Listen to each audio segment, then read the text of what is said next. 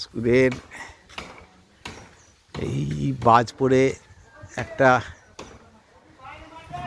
বকুল গাছ মারা গেছে, তারপরে ওদিকে ইউক্যালিপটাস গাছ মারা গেছে, এই আর এদিকে কদম গাছটা অন্য গাছগুলোকে বিরাট অসুবিধা করে দিচ্ছিল। অন্য গাছগুলো এই পাশাপাশি গাছগুলো বড় হচ্ছিল না, যার জন্য কদম গাছটাকে কমিটি থেকে কাটার সিদ্ধান্ত হলো।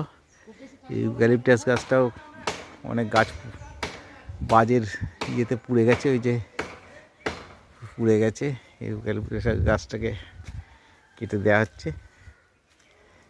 এই অবস্থা, এটা এখন সাফ ইয়ে হচ্ছে, সাফাই কাজ চলছে।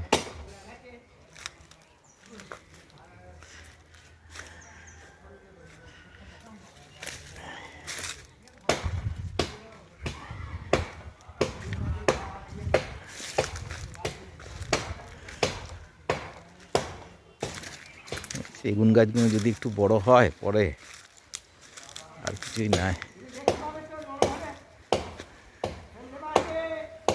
গাছগুলো সব কেটে,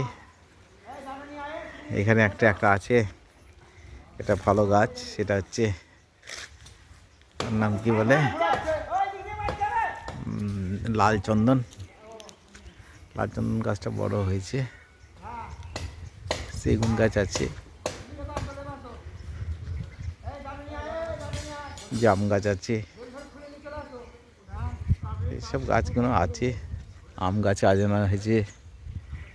আর এই কদম গাছটাকে কাটলে অনেকটা এই গাছগুলো ফ্রেশ হয়ে বাঁচতে পারবে। সেগুন গাছের লাইন দেওয়া আছে সব।